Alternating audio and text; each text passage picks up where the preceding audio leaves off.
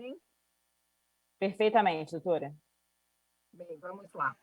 É, eu me chamo Maria Emília Gadelha Serra, sou médica há cerca de 33 anos e aqui do meu currículo eu gostaria de destacar a pós-graduação em perícias médicas que embasam parte da minha apresentação. Eu declaro também que não tenho nenhum tipo de conflito de interesse que envolva esse tema e nenhum outro em medicina. E eu me envolvi com esse tema de vacinas, na verdade, especificamente da vacina anti-HPV, em função do estudo de eventos neurológicos, né, eventos adversos neurológicos, especialmente em função de um agrupamento que ocorre no estado do Acre, no Brasil. Bem, o primeiro ponto que eu gostaria de fazer uma pequena revisão, até para posicionar esse cenário. Esse é um print do curso de vacinologia da própria Organização Mundial de Saúde, que está disponível, né? E esse conceito básico de imunidade que se pode adquirir por meio de uma infecção natural ou de um mecanismo de vacinação, né? E a ideia é que se consiga a proteção de longo prazo com uma vacina. E, geralmente, o baixo risco de reações adversas supera muito o risco de complicações pela infecção natural. Esse é o ideal de uma vacina segura e eficaz, né? Então, sempre quando nós falamos em vacinas, nós precisamos pesar a eficácia vacinal, que significa a habilidade de uma vacina de trabalhar como pretendido para proteger da doença, e o risco associado à vacina, que é a probabilidade aumentada de evento adverso que geram dano aos indivíduos ou mesmo à população. Então, os benefícios potenciais de uma vacina efetiva devem superar o risco potencial de um evento adverso após a vacinação. Isso parece óbvio, né? Mas nós estamos vivendo exatamente o contrário nesse momento em relação aos produtos experimentais que estão sendo chamados vacinas contra a Covid. No caso também desse curso de vacinologia da OMS, nós temos aqui quais são os eventos adversos que devem ser investigados, né? Então, são eventos adversos sérios, que são os que levam à morte, hospitalização ou prolongamento da estada no hospital, incapacidade persistente ou significativa ou que representam ameaça à vida. Também os clusters, que é uma expressão que significa surtos ou agrupamentos de eventos adversos menores. Por exemplo, 2 ou mais casos semelhantes já justifica, segundo a Organização Mundial de Saúde, a investigação desses casos. Sinais e eventos associados com novas vacinas, eventos diferentes, né, que não estão relatados ainda, e também eventos significativos de causa inexplicada que ocorram dentro de 30 dias da data de administração da vacina. E ainda, por último, os eventos que causem preocupação para os pais ou para a comunidade. Então, essas situações são os eventos que merecem atenção. E diante de uma suspeita de evento adverso pós-vacinação, se estabelece esse ciclo de monitoramento, né? Então, você detecta, notifica, relata o caso, passa a investigar, analisa, avalia a causalidade e retorna a informação para tomar uma atitude, né? Então, normalmente, segundo esse manual, né, essas orientações da própria OMS, nós temos que a informação que o público geral tem baixa tolerância a eventos adversos, uma vez que as vacinas são administradas a pessoas saudáveis, normalmente. Então, você não espera que uma pessoa que esteja saudável vá se tornar doente em função de uma vacina. Por isso, a expectativa em relação aos padrões de segurança é muito maior, né, com vacinas comparada a medicamentos que já são naturalmente aplicados em pessoas doentes. Então, sempre nessa equação, é preciso ter revisão contínua das questões envolvendo os eventos adversos, monitorar os eventos e supõe-se que sempre essas vacinas novas, elas são precedidas por ensaios clínicos prévios adequados, né? Então, como já foi mencionado aqui, nós temos uma escala de tempo muito longa que dura de 10 a 14 anos até o desenvolvimento de uma nova vacina segura, que seja efetivamente colocada no mercado. Isso envolve um investimento financeiro bem considerável E, por esse motivo, existe toda essa metodologia de estabelecimento desse processo, né? Então, quando nós chegamos na fase 3, a partir daqui acontece o mecanismo de aprovação pelas agências regulatórias, e aí sim essa vacina entra na fase 4, que é a de vacinação em massa, de uso disponível para a população. Nessa fase 4, as ações de farmacovigilância, ou seja, monitoramento desses eventos adversos, essas ações são fundamentais, porque elas vão detectar, elas podem vir a detectar eventos que sejam preocupantes e que possam representar riscos para a saúde e para a população em geral. Então, somente após a conclusão da fase 3 da pesquisa em seres humanos, que essa avaliação de risco-benefício de um novo medicamento e vacina pode ser feita. Então, a partir daqui é que é dada a aprovação, né? Então, aqui no Brasil, essa aprovação é dada pela Anvisa. Supõe-se que, num primeiro momento, houve essa aprovação regulatória do sistema de pesquisa CEP-CONEP, que é a Comissão Nacional de Ética em Pesquisa, e a própria Anvisa é notificada. Então, em teoria, nós estamos aqui, embora se fale que seja a fase 4, quando, na verdade, não o é, né?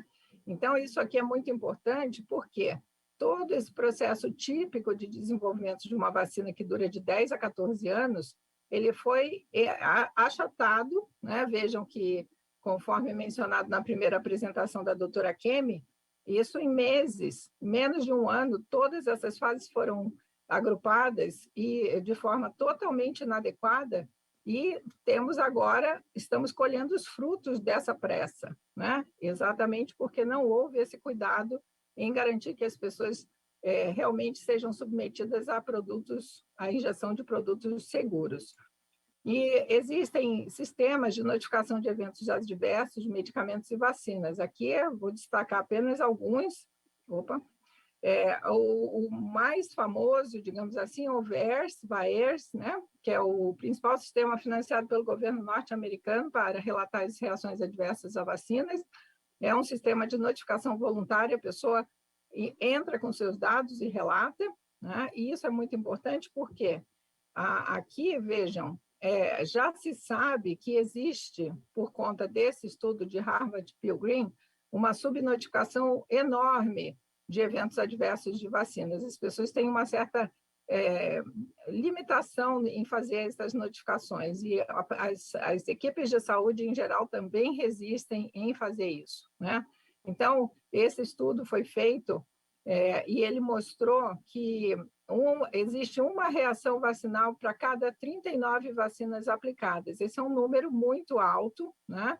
E o ponto interessante é isso aqui, que menos de 0,3% de todos os eventos adversos a medicamentos e 1 a 13% de eventos graves são relatados ao FDA, e que menos de 1% dos eventos adversos de vacinas são relatados, ou seja, são notificados esse banco VAERS dos Estados Unidos. Então, se nós estamos falando de 100 casos, né, é só fazer a conta. Se 100 casos representa, no máximo, 1%, imagine o número real, né? E isso, de fato, está sendo observado. Vejam aqui, esse OpenVAERS é um site que compila informação a partir do VAERS, que é um sistema um pouco complicado, mas, de qualquer forma, vejam aqui, eles colocaram que desde 1990, quando esse sistema foi implantado nos Estados Unidos, foram relatados 1.409.662 casos de eventos adversos associados a vacinas em geral, sendo que desse número de 1.400.000, 595.000, quase 600.000, foram associados às vacinas contra a Covid, né? E até 13 de agosto, apenas nos Estados Unidos, havia relato de 54.142 hospitalizações que foram associadas a 13.000 mortes. E esse pico se vê nitidamente aqui a partir de 2020, quando essas supostas vacinas acontecem. O mesmo se pode observar na Europa, segundo o sistema EudraVigilance, da Agência Europeia de Medicamentos, a data até 14, o levantamento até 14 de agosto desse ano, 826.896 casos de eventos adversos associados às vacinas, com 21.766 mortes. Isso aqui foi um dado compilado que nós fizemos a partir desses links aqui disponíveis, né? Então, esse é o sistema EudraVigilance, né? Então, você pesquisa pelo nome, pela letra aqui, o nome da vacina e faz o levantamento. No nosso país, nós temos o sistema da Anvisa, chamado Vigimed, que também faz essa notificação de eventos adversos. Esse sistema também é um pouco complicado de acessar, mas nós fizemos aqui um passo a passo que pode ser acessado, e eu fiz um levantamento que eu já vou apresentar, mas baseado nessa afirmação, né? E, embora seja uma afirmação, de certa forma, inconveniente, ela é totalmente real, é realista, e nós podemos dizer que as vacinas contra a Covid-19 que estão disponíveis no nosso país são, sim, experimentais. Isso é documentado pelo acesso ao banco de dados do governo norte-americano, que é o clinicaltrials.gov, em que você, por essa identificação, consegue acessar o estudo da vacina Pfizer, que só termina em 2 de maio de 2023, o estudo da vacina Janssen, por esse link, termina em 2 de janeiro de 2023, da AstraZeneca Oxford, em 14 de fevereiro.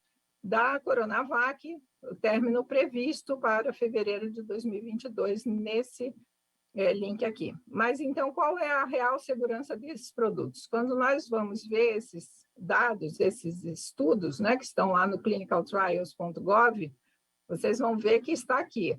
A vacina Pfizer está recrutando, ou seja, é um projeto de pesquisa que está admitindo pacientes novos, começou no dia 30 de abril de 2020, né?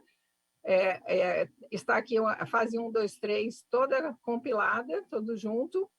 O interessante é que as reações, os eventos adversos, eles foram medidos apenas 7 dias para reações locais, depois eventos sistêmicos 7 dias. Se houvesse aparecimentos de eventos adversos, assim, até apenas 1 mês após a segunda dose, ou na vigência de eventos adversos sérios, até 6 meses após a segunda dose.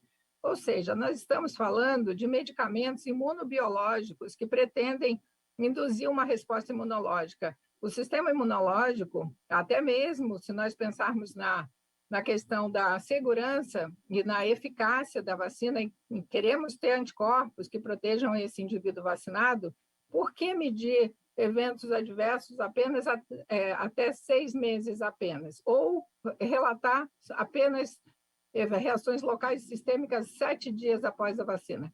Isso não é um método científico, né? Uma vez que estamos lidando com o sistema imunológico. Então, vejam, aqui é o término da vacina Pfizer, 2 de maio de 2023. Essa é uma busca que nós fizemos no sistema Vigimed da Anvisa. Nessa data, 12 de julho, nenhuma notificação aqui no Brasil, ou seja, um sistema estranho, né? Porque vários estados, a maioria, talvez aqui tenha alguma coisinha, mas não se vê nada. E aqui temos relato de eventos adversos graves após a Pfizer, quase 20%, óbitos poucos, ainda eram poucos pacientes, poucas pessoas vacinadas.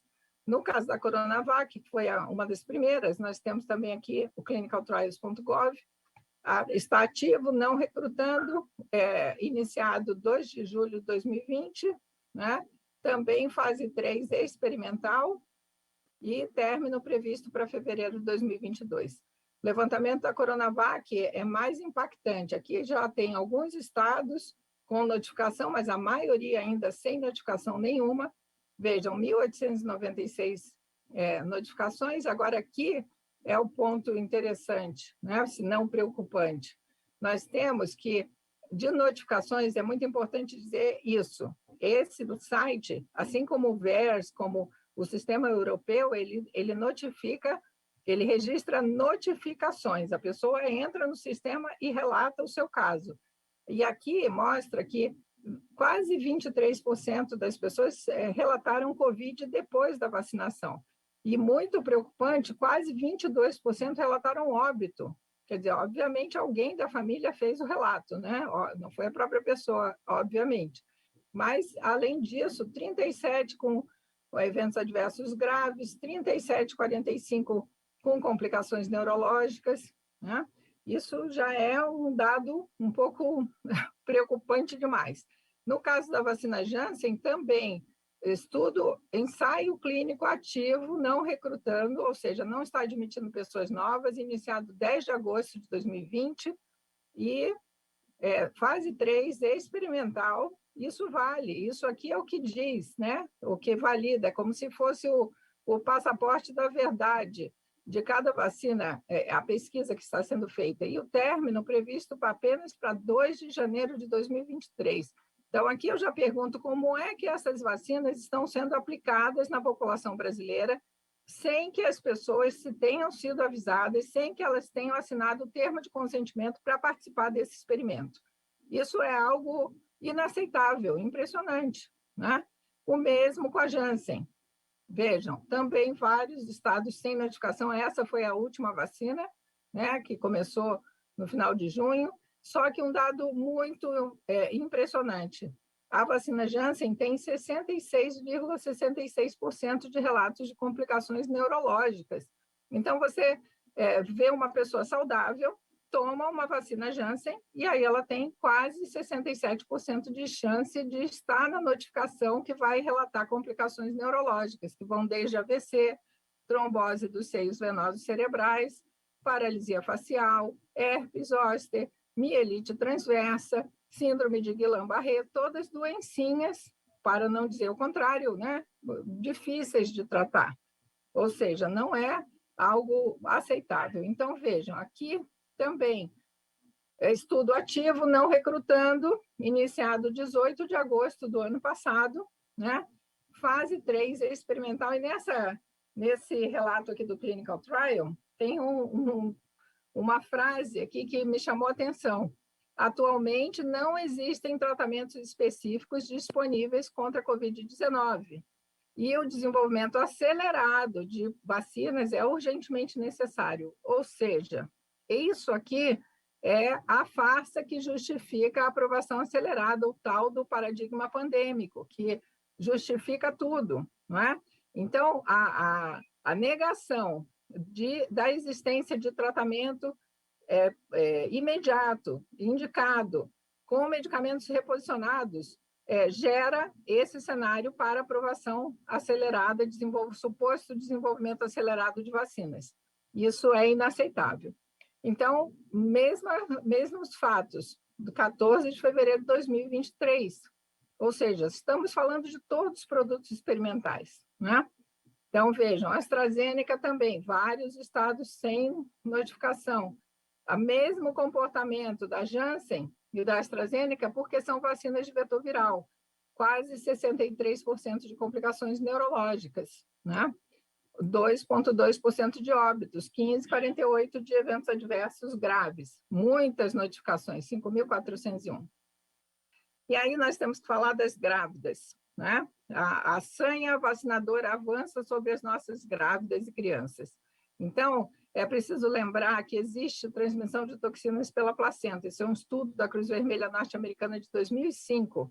E isso mostrou que, nesse estudo, né, do Unborn Babies, The Body Burden, a poluição nos recém-nascidos, que esses produtos químicos são capazes de passar na placenta e são detectados no cordão umbilical. Vários causam câncer em humanos e em animais, 217 tóxicos para o cérebro, sistema nervoso, 208 causando defeitos de nascimento ou desenvolvimento anormal.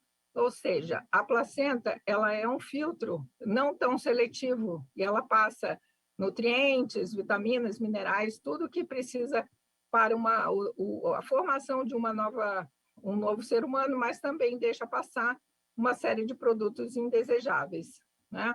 E é importante lembrar que a velocidade de desenvolvimento do sistema nervoso central de um bebê, no 5º mês, nós estamos falando de 200 bilhões de neurônios. Então, essa velocidade de replicação neuronal ela precisa ser muito bem cuidada, porque vários fatores ambientais podem impactar na qualidade do tecido cerebral dessa criança que vai nascer, né? Então, quando nós vemos, isso já foi explicado e não há tempo para detalhar, mas nós temos produtos na composição de cada uma dessas vacinas experimentais que são potencialmente problemáticos, né? Então, nós temos, no caso da Coronavac, hidróxido de alumínio, e no caso da Pfizer, os das nanopartículas lipídicas, em especial o polietileno glicol. As outras já foram comentadas pela doutora Kemi, eu não vou me estender aqui. E o muito importante, no caso de grávidas, é sempre ter em mente a categoria de risco. Essa classificação foi feita pelo FDA em 2008, né? E temos aqui as categorias A, B, C, D e X. As vacinas no Brasil estão categorizadas como categoria B e C, né? No caso da C, não existe estudo no feto humano, mas só foram testes em animais. E aí, quando nós vemos em detalhes aqui a Coronavac, está aqui a categoria B, né, que aparece apenas na bula do profissional de saúde, e temos aqui uma quantidade de hidróxido de alumínio não declarada, né? Ficamos sabendo recentemente que é de 225 microgramas, por informação de uma agência de fact-checking, que eu também não sei se é verdade, mas na bula não consta, isso deveria constar, porque o alumínio é um metal neurotóxico, esse é um mecanismo que já foi explicado. Então, aqui são prints da bula mostrando esses detalhes, né? Não existiam estudos adequados em seres humanos, né? Não existem estudos. Portanto, o Butantan, no seu site, relata que, em 25 de setembro do ano passado, que estava ampliando os centros de pesquisa e que, nesses estudos, as mulheres não podem estar grávidas ou estarem planejando uma gravidez nos próximos 3 meses. Ou seja, como é que pode, no estudo de admissão para avaliar a segurança do produto novo, as mulheres não podem estar grávidas? E agora, a Coronavac, validada pela Anvisa e pelo Ministério da Saúde na sua nota técnica, as grávidas são alvo de administração de vacinas. Esse discurso realmente precisa ser melhor entendido, né? E aí, o problema, assim, focando especificamente na questão do alumínio, nós já sabemos, tem literatura, né, mostrando que o alumínio se acumula no tecido placentário e ele vai chegar nos tecidos fetais, né?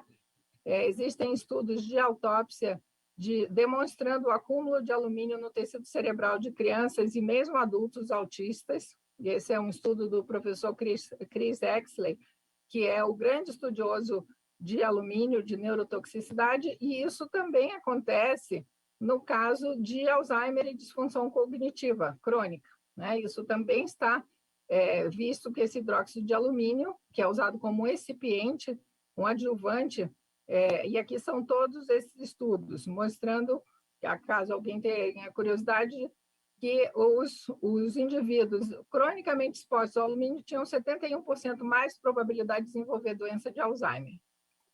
Então, isso é muito sério, em função da reexposição dessas doses. Lembrar que o alumínio é um adjuvante muito utilizado em outras vacinas, né? Então, nós não estamos falando só dessa vacina Coronavac agora. No caso da vacina Pfizer, nós temos o polietileno glicol, né? Aqui tem uma situação muito crítica, que é esse único estudo de toxicidade reprodutiva feito pela agência europeia, que mostra, né, aqui que houve uma incidência de gastroquise, que é uma abertura da parede abdominal, com exposição das alças intestinais, das malformações da mandíbula e da boca. O arco aórtico, que normalmente fica ao lado esquerdo, está aqui do lado direito, e anomalias das vértebras cervicais. Então, no ratinho, isso aqui é uma figura ilustrativa, então, para vocês terem uma ideia do que é uma gastrosquise, essa exposição, né, a exteriorização das alças no ratinho. Isso acontece em seres humanos, aqui também uma imagem ilustrativa para que vocês vejam que isso é possível de acontecer. E eu torço, sinceramente, para que as crianças que vão nascer a partir de dezembro e janeiro não tenham isso. Eu espero estar totalmente errada na minha preocupação em relação a esse risco, mas, infelizmente, isso é um risco teórico bem provável. No caso da Pfizer, como já foi explicado, existem essas moléculas de gordura que recobrem a fita de RNA mensageiro, justamente para aumentar a durabilidade desse material, e esse material entra na célula e induz a produção da proteína spike. Então, não é errado dizer que o indivíduo se torna uma usina produtora de proteína spike, tanto com as vacinas de vetor viral quanto a vacina de RNA mensageiro, e aí sim ele vai montar uma resposta imunológica de produção de anticorpos. Essas nanopartículas, nanolipídios, né? Nanopartículas de gordura, elas têm essa função de proteção para estabilizar o RNA, e vêm sendo estudadas propriedades magnéticas dessas substâncias, né? Porque existe uma certa preocupação sobre o que fazer, por que isso, né? Até então não estão entendidos, mas já existe literatura mostrando que isso acontece, né? O importante, a principal dessas nanopartículas é o polietileno glicol. Eles nunca foram usados em vacinas antes, isso é muito sério. Então, são materiais usados externamente em medicamentos, né?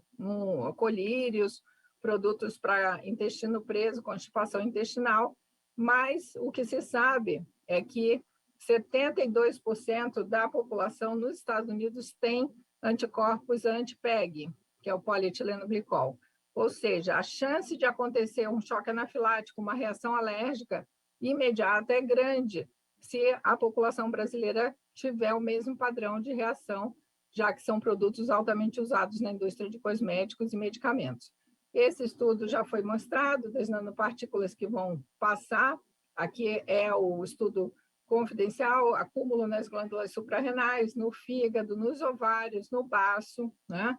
Então, essas partículas, elas, ao contrário do que se diz, elas não ficam só no braço do local da injeção, elas caminham pelo organismo e vão se depositar em órgãos à distância. No caso da bula do paciente, em relação a grávidas, há vários alertas sobre o uso da vacina em mulheres grávidas e lactantes, né? E isso causa estranheza, porque agora, segundo a nota técnica do Ministério da Saúde e da Anvisa, as duas opções de vacinação em grávidas são a Coronavac, que tem muito alumínio, né? E a Pfizer, que tem essas nanopartículas e outros produtos ainda desconhecidos. Então, na própria bula, fala-se impacto desconhecido sobre a fertilidade. Desconhece se é excretada no leite materno. Dados limitados em mulheres grávidas, né? Então, nós estamos falando de coisas um pouco estranhas, né? Inclusive na população pediátrica, também não tem estudo estabelecendo a segurança, né? No estudo original da Pfizer, também não incluiu mulheres grávidas ou que estivessem amamentando. Pelo contrário, né?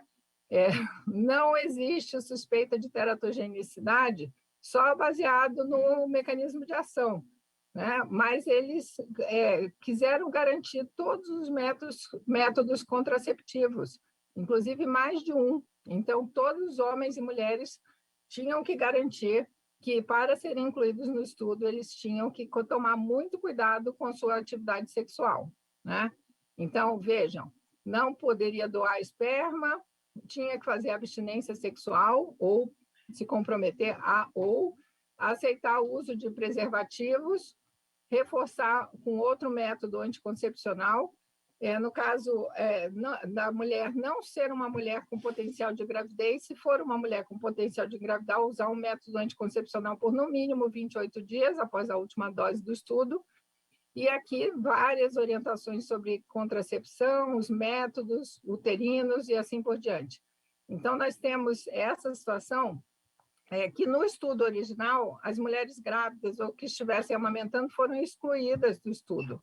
E agora, as mulheres estão sendo submetidas a isso, né? Inclusive, se ficavam grávidas durante o estudo, elas eram excluídas, né?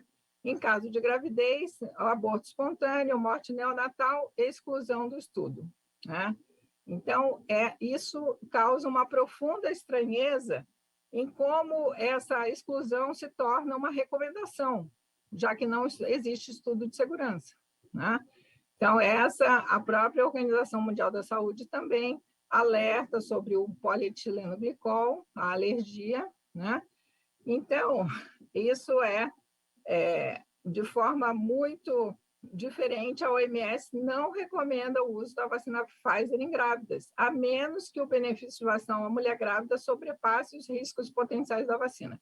Ou seja, em nenhuma hipótese, vacinar com uma vacina de RNA mensageiro, nunca testada, sem noção exata da segurança, pode sobrepujar a indicação de tratamento com medicamentos reposicionados. Nós sabemos, existem estudos de uso de segurança tanto da ivermectina quanto da hidroxicloroquina em grávidas com excelente evolução.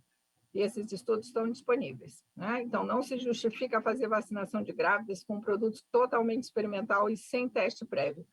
No banco de dados do Reino Unido, nós vemos aqui já uns relatos de aborto espontâneo, né? Então, nesse caso, como é que nós estamos na fase 4 da Pfizer no Brasil, se na verdade não existem os estudos, se nem o estudo de fase 3 terminou? Isso é muito sério, muito sério. Isso precisa ter uma revisão urgente, principalmente para esse grupo de grávidas e crianças, né? Por que isso? Porque existe uma situação na gravidez de adequação em que a gravidez normal ela tem um predomínio imunológico do estado chamado T helper 2. Quando isso acontece, a gravidez transcorre tranquilamente.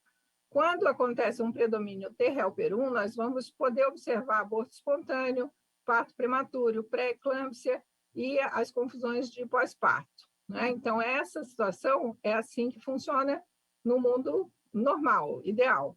O problema é o seguinte, quando eu estou numa gravidez T helper 2 e eu introduzo um estímulo T helper 1, eu posso induzir problemas tipo esse que eu falei, abortamento, morte prematura, morte fetal, pré-eclâmpsia e afins, né?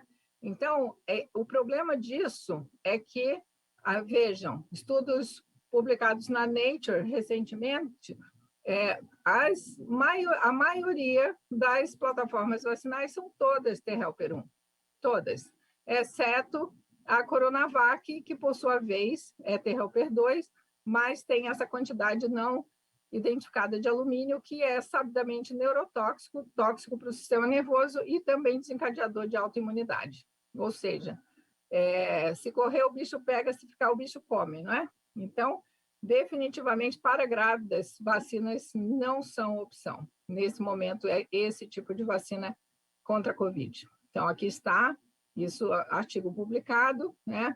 Esse estudo que já foi muito comentado, eu vou passar, esse erro de cálculo, né? Como enganar a estatística, fazendo cálculos errados, quando, na verdade, nós sabemos que tudo isso tem um objetivo de gerar produtos científicos, artigos científicos que induzam a comunidade médica a achar que o produto é seguro.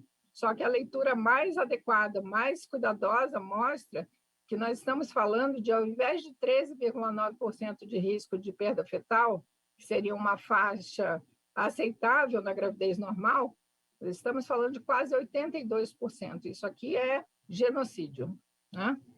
Então, esses materiais eles estão sendo relatados, aumentos de muitos casos de aborto, né? Então, essa situação ela precisa ser esclarecida e revertida o quanto antes. Esse foi um relato que eu recebi de uma médica do Sul, doutora Emília, atendi uma paciente na semana passada que fez ultrassom, estava grávida de 11 semanas, o feto estava ótimo, vacinou com a Pfizer no mesmo dia e abortou no dia seguinte.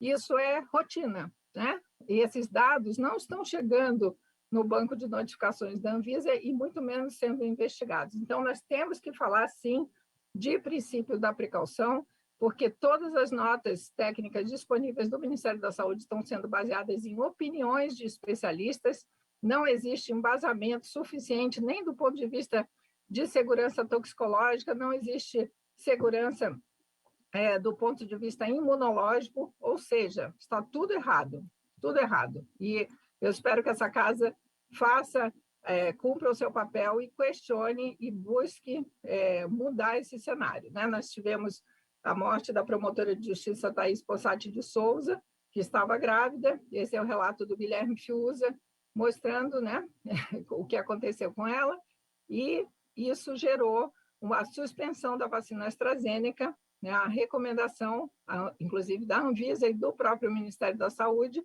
em função da vacina de vetor viral, que está muito associada com a questão das tromboses. E nesse caso, mas apesar disso, o que nós estamos vendo é isso, os governadores, né, fazendo liberação de mistura de vacinas para grávidas. Não satisfeito, a grávida que tomou a AstraZeneca, agora ela pode tomar um reforço da Pfizer, com mecanismos totalmente diferentes. Quer dizer, o que é isso? Né? O que é isso? Né? Isso é inaceitável. Então, nós temos aqui o uso na gravidez não seguro, o uso na lactação não tem estudo, e o uso pediátrico muito menos. Ou seja, esses grupos, no mínimo, precisam ser poupados, né, desse experimento sem noção. Do ponto de vista médico, nós temos, do ponto de vista legal, nós temos a questão do Código Civil Brasileiro, que no seu artigo 15 diz: ninguém pode ser constrangido a submeter-se com risco de vida a tratamento médico ou intervenção cirúrgica, ou seja, nós estamos vendo risco de vida, sim. Então, não é possível aceitar que pessoas sejam submetidas a esse constrangimento, essa coação e obrigatoriedade de vacinação com esses produtos inseguros. No Código Original de Ética Médica, já dizia que é dever do médico colaborar com as autoridades competentes na preservação da saúde pública, cumprindo-lhe notificar os casos de doenças infecto-contagiosas previstas em lei, bem como aconselhar e incentivar a execução de medidas de higiene individual e coletiva. Então, o Código de Ética Médica ele é recheado de orientações, né? Dizendo que a medicina é uma profissão a serviço da saúde do ser humano e da coletividade, que o alvo de toda a atenção do médico é a saúde do ser humano, em benefício do qual deverá agir com o máximo de zelo e o melhor da sua capacidade profissional, e que o médico deve comunicar às autoridades competentes qualquer forma de deterioração do ecossistema prejudiciais à saúde humana. E que nós temos que não podemos deixar de esclarecer ao trabalhador sobre as condições de trabalho que põem em risco a sua saúde. Então, com base no conhecimento que nós temos sobre os problemas já sendo documentados dessas vacinas, nós não podemos compactuar que os nossos pacientes, a população brasileira, seja submetida à injeção obrigatória desses produtos, né? Porque, na verdade, nós estamos, se fizermos isso, seremos omissos e coniventes com esse potencial dano coletivo.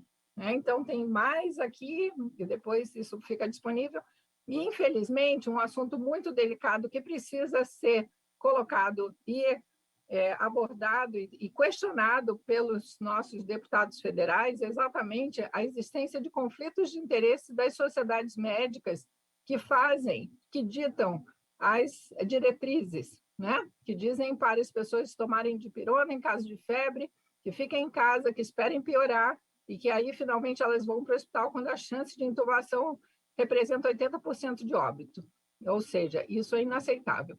Então, vejam aqui um evento totalmente patrocinado com os expoentes, né, médicos e pesquisadores, principalmente médicos, numa atualização, tentando denegrir o tratamento precoce, né, como se ele não tivesse evidências científicas, já está recheado de evidências científicas, e vemos aqui o patrocínio de várias indústrias produtoras de vacina. Ou seja, esse tipo de conflito não é aceitável, não é aceitável, né? Então, nós temos aqui, por exemplo, o presidente da Sociedade Brasileira de Infectologia, Dr. Clóvis Armes da Cunha, dando nome, né? Aqui, vejam, todos os eventos, todos os conflitos com as indústrias fabricantes de vacinas, né? E de vacinas e de Remdesivir, que um tratamento fica por, no mínimo, R$18 mil. Felizmente, já se provou ineficaz. Ou seja, as sociedades patrocinadas por essas indústrias, elas realmente vêm manipulando a opinião pública com grandes quantias de dinheiro, patrocinando campanhas de comunicação que mantêm as pessoas desinformadas e iludidas de que essas vacinas, supostas vacinas, são a solução, quando, na verdade, elas se constituem no problema.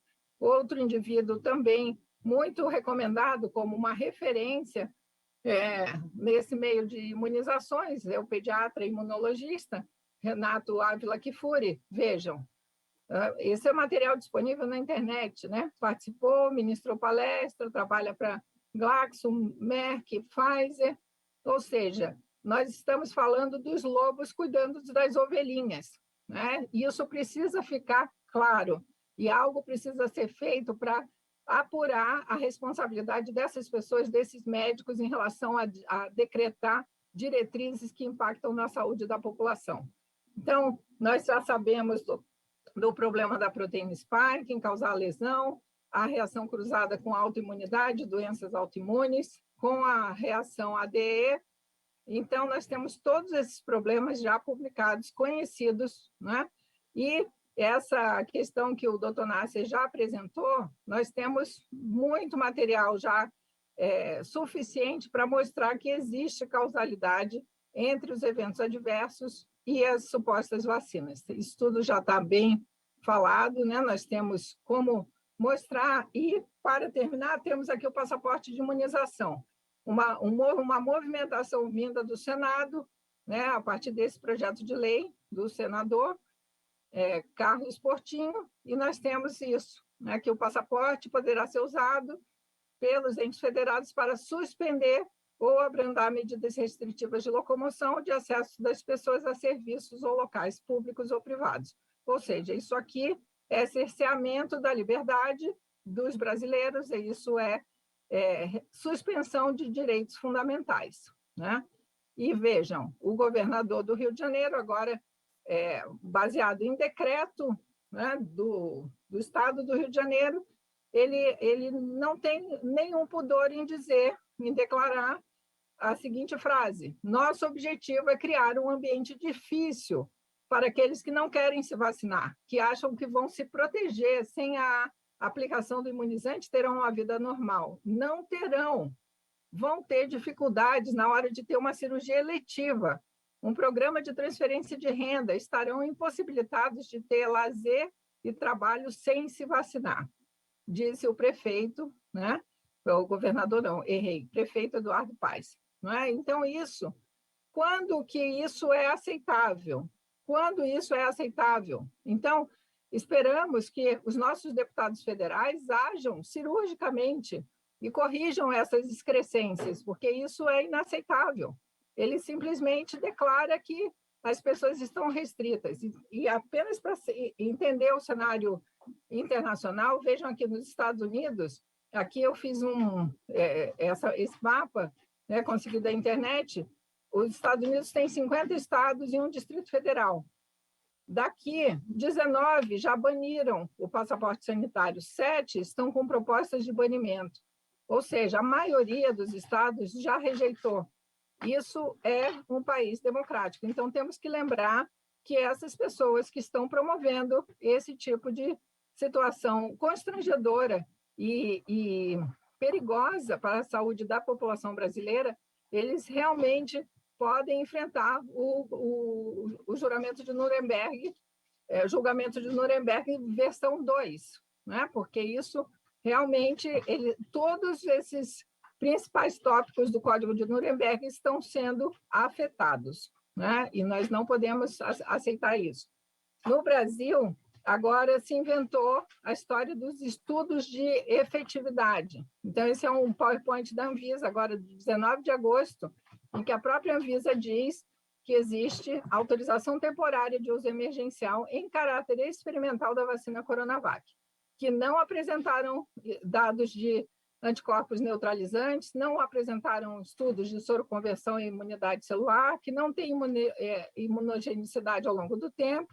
Ou seja, o que exatamente está sendo feito com a população brasileira, né? E aí nós temos experimentos feitos na cidade de Serrana, o próprio governo federal dizendo que houve queda de 95%, mas a Anvisa em si não foi notificada sobre nenhum estudo de efetividade conduzido na cidade de Serrana, né? O mesmo acontecendo com Botucatu, uma outra cidade no interior de São Paulo, que tem sido alvo de experimento de vacinação em massa de toda a população com a vacina AstraZeneca, e agora a cidade de Toledo, no Paraná, com estudos experimentais que dizem estar registrados na CONEP. Nós buscamos, não existe nenhum estudo registrado na CONEP. Isso eu gostaria de deixar essa provocação para os deputados que pedirem informações sobre esse estudo que está sendo dito que foi começado. Então, o que nós temos, na verdade, são essas situações, né? A população relatando nas redes sociais o que está fazendo, já que o sistema da Anvisa é falho e não reflete a realidade. Nós temos aqui crianças ficando em cadeiras de rodas, né? Crianças apresentando miocardite, isso nos Estados Unidos, e o questionamento do pai: quem vai pagar a conta de $100 mil e possíveis danos do coração dessa vacina experimental, né? E esse outro rapaz, agora nesses últimos dias aqui do sul do Brasil, um jovem de 29 anos que faleceu de trombocitopenia e AVC depois da vacina AstraZeneca. Ou seja, esse avião ele está se despedaçando no ar, né? E ele precisa ser enfrentado, esse problema precisa ser enfrentado e corrigida a rota, porque senão nós não teremos país, não teremos população saudável para garantir o futuro dessa nação, né? Então, nós podemos dizer, perguntando, é possível afirmar que as atuais vacinas contra a Covid são seguras? Óbvio que não, né? A relação entre risco e benefício das atuais vacinas claramente aponta para os benefícios ou para os riscos? Não aponta para benefício, pelo contrário, aponta para risco. E os procedimentos de farmacovigilância, monitoramento e investigação de eventos adversos estão sendo realizados adequadamente no Brasil? Não, né? Ou seja, para terminar, a vida vale a pena ser vivida, apesar de todas as suas dificuldades, tristezas e momentos de dor e angústia. O mais importante que existe sobre a face da Terra é a pessoa humana.